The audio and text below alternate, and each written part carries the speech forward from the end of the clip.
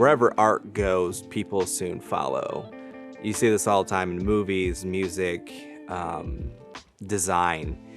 When art is effectively crafted and created, people follow wherever that art is leading them. And I think that in the church, when we collaborate and our teams are working together really well, what we're doing is just, composing stories to help people emotionally connect to the power of the gospel. When you can see the depths of people, I think that when you come to know people's hurts and pains within that community, you can see where the art pours out of. There's more of a humility to see people not just as skills, not just as resources, but to see them as a bigger part of a community.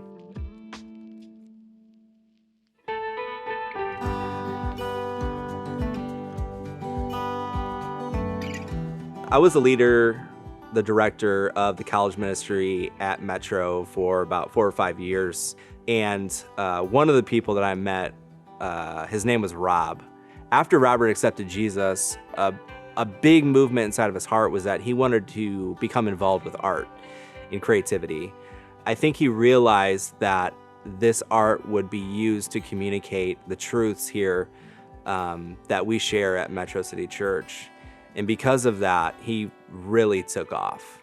His skill set grew, his designs became more elaborate, more creative, more vibrant.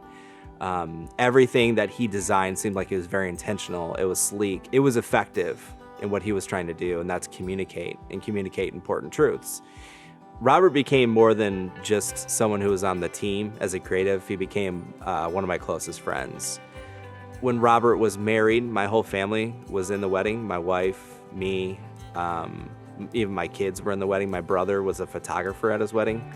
So Robert was more than just like a ministry partner. He was actually one of my good friends. So everyone goes through seasons of life, right? Like ups, downs. Sometimes you're closer to people, sometimes you're further away. Robert went through a major life transition. During that season, Robert went through a difficult experience. He had hit what I know in his life was rock bottom.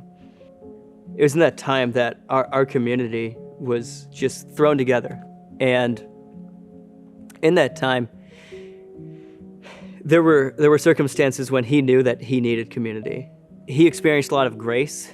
We came around him in a way that he needed, but we didn't know that he needed. I think because of that, he saw God in a different light. He didn't see God as this overbearing, oh man, he's gonna strike me down for every flaw I have and for every imperfect thing that I do. He started to see more that the way that we loved him is the way that Christ loves him. He went from a season of, I wouldn't even call it solitude, but I'd say a season of isolated darkness into a season of like communal light.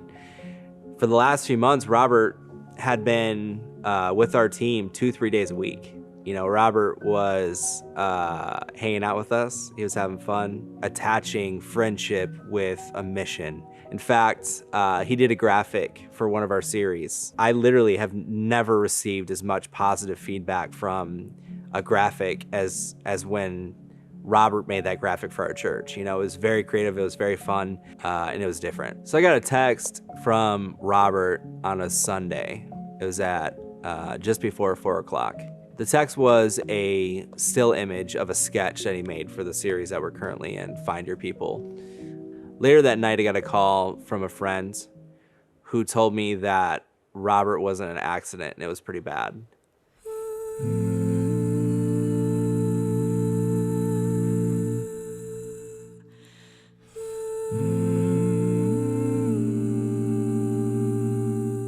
And there wasn't much news at that point.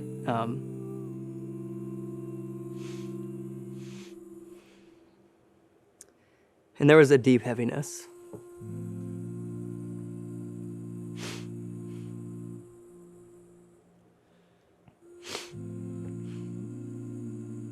I took a call with my friend, and there were some words that just fly around. You hear brain dead, you hear procedures, you hear all these things that you're like, well, it's not dead.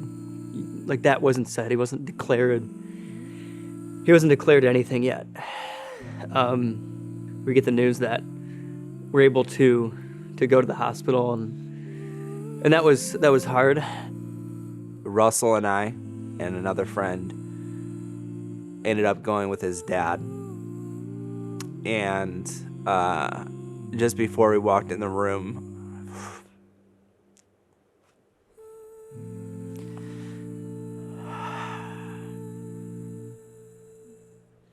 his dad said, "This is probably going to be the last time you guys see him." That was hard, you know?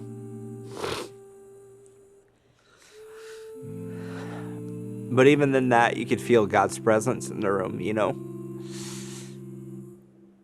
God was there with all of us. He was comforting us. Robert was at peace. And that was the last time I saw Robert.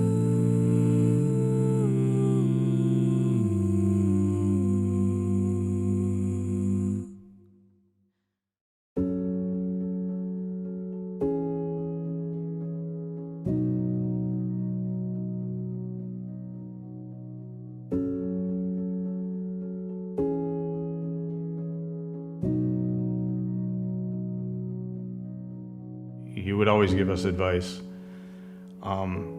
Go make some friends. Even if you have to push a little bit, don't be annoying, but find your friends. We started to think that, did this happen so that we could have friends? One of Robert's friends had come over, and we were talking to him about this. And he had said that, I don't think God would orchestrate a terrible accident like this so that you could have friends. But what I do think is that God was working through Robert to prepare you for what was about to happen. And we have experienced it through this tragedy, that we do need people because we couldn't get through it alone. After Robert passed, seeing the volume of friends and the support, the outpour of support for us and him was just amazing, just amazing. I think we learned a lot about Robert through all of his friends. Yeah. A side of Robert we seen that we didn't particularly see, and they showed us, his friends showed us, how much energy and love Robert had. God has definitely walked through this with us. He's given us peace. Yeah, going through the grief share, I'm learning that what I'm going through and what I'm feeling is normal. Hearing from other people, whether it's their wife or their husband, just being there for them or them being there for us. I've actually sent out a text to a mother, and I told her that I'm here for you. Because all the support that we have gotten, I'm gonna give back. The one thing I take from this is how much I miss him.